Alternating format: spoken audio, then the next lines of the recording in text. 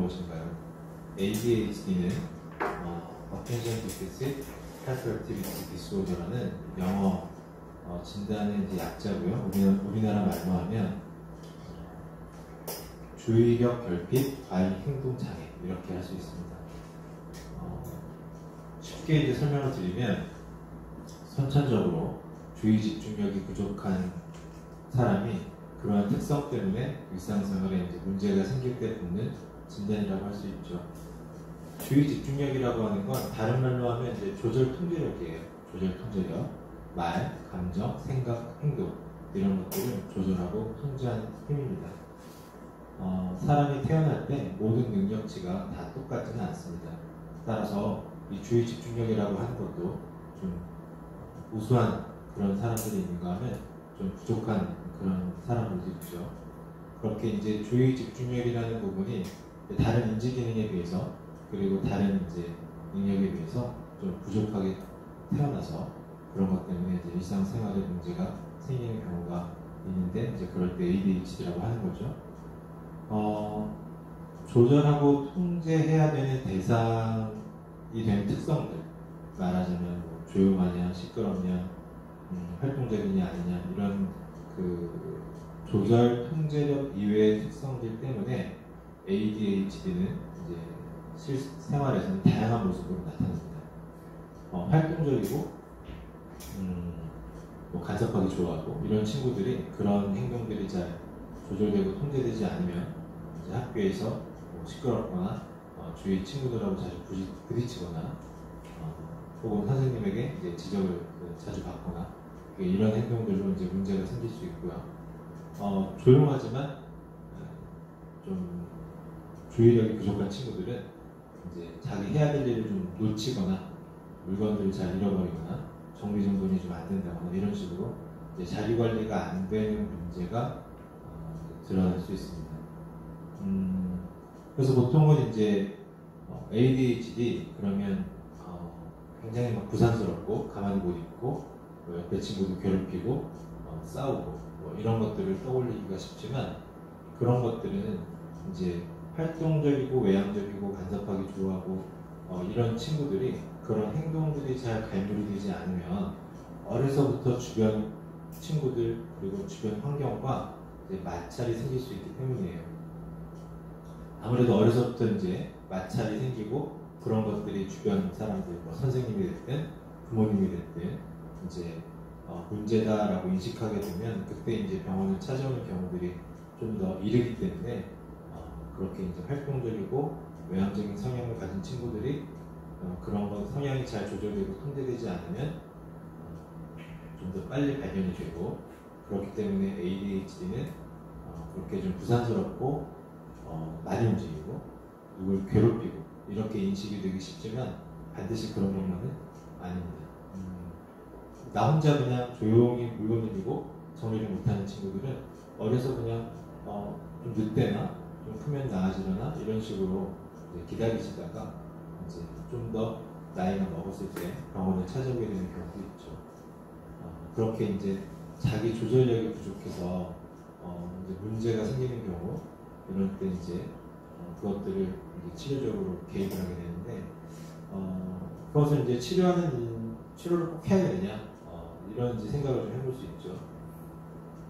그냥 좀 활동적이고 좀 실수가 많고 좀 어수선하고 꼭 그렇게 살 수도 있어요. 사실 ADHD는 주의 집중력이라는 기능이 부족하기 때문에 생활에 문제가 생길 수 있는 약점을 가지고 있다는 그런 어떤 특성을 가진 친구들이 그게 문제가 될 만한 환경을 만났을 때 문제가 되기 때문에 그런 특성을 가지고 있더라도 환경에 따라서는 문제가 생기지 않을 수도 있죠. 그런데 뭔가 주변 환경과 자꾸 마찰이 생기고 부딪힘이 생기고 내가 해야 될 걸 너무 못해서 그 나이에 습득해야 될 어떤 기술들을 습득하지 못하고 이러면 그런 손해들이 점점 나이가 먹으면서 쌓여서 새로운 문제가 생기는 경우가 있어요. 자꾸 친구들하고 싸우고 선생님한테 지적받고 혼나고 또 집에 가서 엄마한테 한 번 더 혼나고 그런 친구들은 자기 자신에 대한 그런 이제 이미지, 자아상이라고 하죠. 그런 것들이 긍정적으로 잡히기가 힘듭니다. 점점 커가면서 그래 나는 어차피 문제인데 해도 안 되는데 이런 식으로 이제 자책하게 되고요. 그런 마음이 이제 커가면서 굉장히 우울하고 좀 위축된 그런 친구로 자라기도 하고 아니면 뭐 인성도 있어 하면서 비행 청소년으로 자라게 됩니다. 그게 극단적이 되기 쉽다는 거죠. 그리고 그렇게 이제 극단적인 상황이 되면 주의 집중력만 치료한다고 해서 그런 비행 행동이나 우울함이 저절로 좋아지지 않기 때문에 2차적인 문제가 생기기 전에 개입을 해서 관리를 해주는 게 필요하다. 그런 목적으로 ADHD를 진단하고 치료하게 됩니다.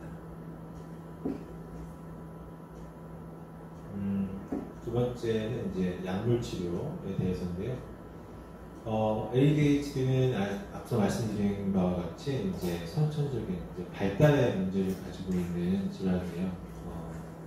우리가 이제 질환, 병 이러면 떠올리는 이제 일반적인 생각은 뭐 폐렴이라든지 감기라든지 뭐 이런 것들이죠. 뭔가 문제가 생겨서 이제 신체의 평형이 깨지고 그것이 치료되지 않으면 점점 더 심한 병으로 발전해서 심하면 이제 목숨까지 잃게 되는 그런 것들을 떠올리기가 쉽습니다. 근데 ADHD는 선천적인 어떤 기능의 저하, 다른 기능에 비해서 좀 부족한 부분을 가지고 태어난 성향 때문에 생기는 문제니까 이건 이제 일종의 발달의 문제예요.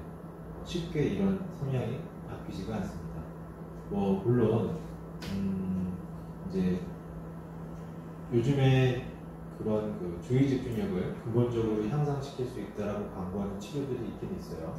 그렇지만 그게 이제 학계에서 완전히 인정받고 표준 치료화되지는 아직은 않았기 때문에 현재 치료는 가지고 있는 능력을 최대한 발휘하면서 발전시킬 수 있게 천천히 이제 가르치고 그리고 또 부족한 부분이 있다면 약물 치료를 통해서 부족한 부분을 보완해준다 이런 개념입니다. ADHD에서 사용하는 약은 몇 가지가 있어요. 그 중에 이제 대표적인 약은 신경자극제라고 하는 약입니다. 신경자극제는 말 그대로 신경 기능을 자극해서 강화시켜주는 거예요. 어떤 기능이냐면 우리가 주의 집중력이라고 하는 그런 조절 통제력을 강화시켜주는 역할을 합니다. 그래서 그 약이 효과가 있는 동안에는 주의 집중력이 좀 강화되면서 뭔가 그게 부족해서 생길 수 있는 문제를 예방하고 경감시켜주는 거죠. 간혹 이제 진료실에서 이걸 이제 치료가 되는 거냐, 약을 먹으면 그리고 약을 뭐 얼마 동안 먹으면 치료가 되는 거냐 이런 식의 이제 질문을 하시는 보호자분들이 계신데 사실 이거는 이제 약을 먹인다고 해서 그런 이제 주의 집중력이 영구적으로 향상되는 건 아니에요. 그러다 보니 필요한 기간 동안에는 꾸준히 약을 먹어서 이제 그런 부족한 부분이 문제화되지 않도록 관리를 해준다라는 거기 때문에 이제 복용 시간이 꽤 긴 경우가 많습니다.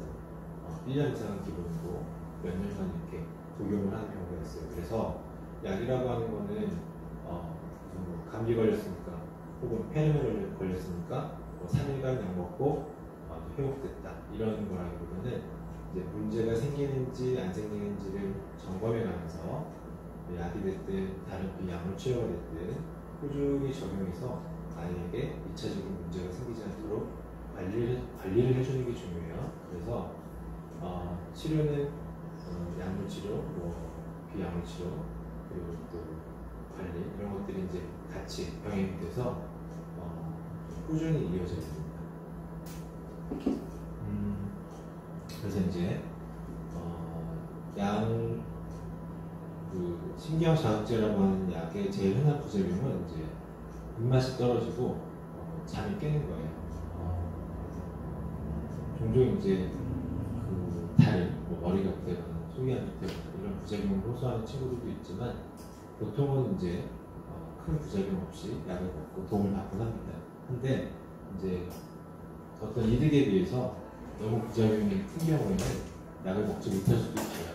그래서 무조건 진단이 됐으니 약을 먹는다 이런 건 아니라서 이제 충분히 상담하시고 아이에게 약이 어떤 식으로 도움이 되겠다라는 것도 미리 이제 좀 생각을 한 다음에 그런 약물 치료를 시작하고 유지하는 게 좋겠습니다.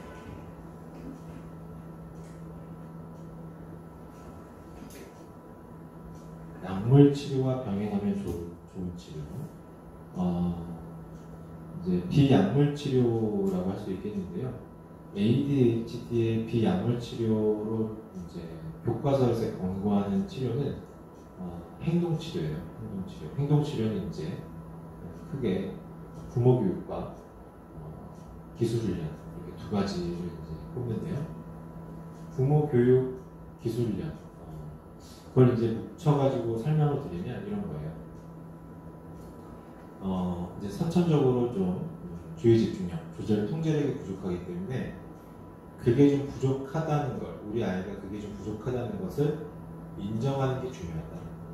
내가 엄마 아빠 골탕 먹이려고 할 수 있는데도 안 하고, 내지는 얘가 부족한데 열심히 다그치면, 혼내면, 그러면 이제 달라질 수 있을 것이다. 그런 식으로 이제 생각하시는 부모님들이 계세요. 그래서 아예 부정하거나 아니면 이제 너무 지나치게 이제 소위 뜯어고치겠다. 그러면서 이제 달려드십니다. 근데 이게 안 하는 게 아니라 못하는 경우가 많거든요. 뭔가 관리, 정리정돈, 그다음에 물건 같은 거 챙기는 거, 실수 없이 마무리하는 거, 중간에 따진 안 하고 진득하게 하는 거 이런 것들이 다 이런 친구들이 하고 싶어도 잘 안 되는 부분이기 때문에 물론 다그치면 조금 변화가 생길지는 몰라도 이제 그렇게 되면 무리를 하는 거라서 계속 무리하기 힘들잖아요. 그래서 중간에 부모님들이 기대하는 것과 다른 행동을 하는 경우가 많습니다. 그러면 또 이제 부모님은 실망하고 더 다그치거나 아니면 그냥 포기하거나 맹탕과 옹탕을 오가는 경우가 많죠. 그런 과정에서 아이하고 부모님하고 관계가 깨지는 경우가 많아요. 그래서 그렇게 관계가 깨져버리면 아이는 점점 정서적으로 우울해지기 쉽고 또 그런 것들이 이제 밖에서도 문제가 돼서 또래 관계, 대인 관계에도 문제가 생기기도 합니다. 그래서 제일 중요한 거는 부모 교육의 핵심인 거예요. 아이가 어떤 아이인지를 이해하고 받아들이는 것. 일부러 안 하는 게 아니다. 그래서 그런 뭐 연구 결과들도 있어요. 뇌 기능 중에 어떤 부분들이 어떤 식으로 좀 저하가 되거나 좀 부족한지 이런 것들에 대해서 열심히 지금 연구도 하고 있습니다. 그래서 일부러 그렇게 이제 안 하는 것들이 아니기 때문에 그렇다고 우리가 손 놓을 수는 없잖아요. 손 놓고 있을 수만은 없는데 한꺼번에 다 뜯어고치는 건 힘들다. 한꺼번에 다. 그래서 한 번에 하나씩 제일 필요하다고 생각하는 생활 습관 혹은 행동부터 바로잡아 가는 거예요. 이걸 기술 훈련이라고 합니다. 그래서 뭐 아이가 너무 좀 이렇게 활동적이고 너무 이제 친구들하고 많이 부딪힌다 그러면 일단 이제 학교에서 선생님하고 같이 이제 협의가 좀 돼야 되겠지만 일단 자리를 이제 좀 정해놓을 거예요. 선생님이 바로 앞자리, 선생님 바로 눈앞에서 선생님이 한 번씩 이렇게 신호를 줘서 아이가 충동적으로 행동하는 걸 좀 제지할 수 있는 그런 자리를 마련해주고 아이가 잘했을 때 보통은 내가 어떤 행동을 했을 때 긍정적인 보상을 받으면 그 행동이 강화되고 부정적인 결과가 생기면 그 행동이 줄어들게 되는데 그런 행동의 크기의 변화는 긍정적인 보상, 뭐 칭찬이라든지 아니면 뭔가 이렇게 내가 얻을 수 있는 그런 것들로 더 많이 변한다는 거예요. 그래서 아이가 올바른 행동을 했을 때 얻을 수 있는 보상 체계를 좀 마련해서 한 번에 하나씩 그런 행동을 수정해 갈 수 있도록 도와주는 이런 것들이 이제 기술 훈련이 되겠습니다.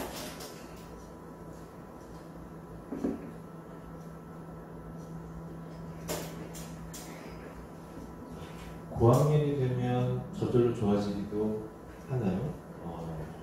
ADHD는 발달의 문제라서 사실 약으로 좋아지는 건 아니에요. 약은 좀 과장해서 말하면 좋아질 때까지 이제 시간을 벌어주는 겁니다.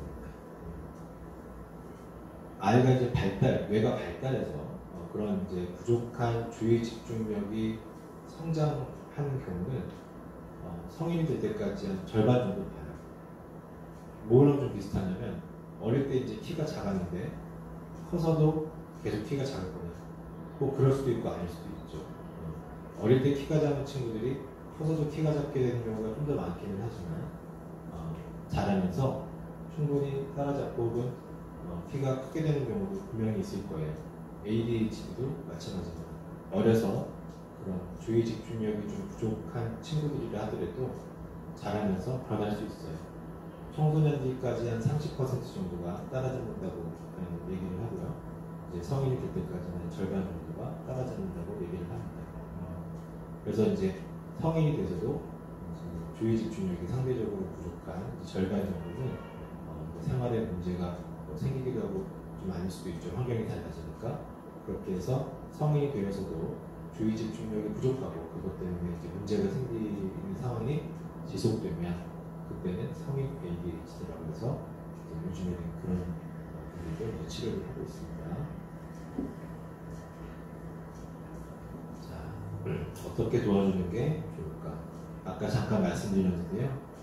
제일 중요한 거는 아이에 대한 그리고 이 ADHD에 대한 정확한 이해라고 할 수 있습니다. 뇌는 여러 가지 기능이 복잡하게 작동하고 있어요. 생각하는 부분도 뭐 언어적인 부분, 비언어적인 부분 이렇게 나누기도 하고요.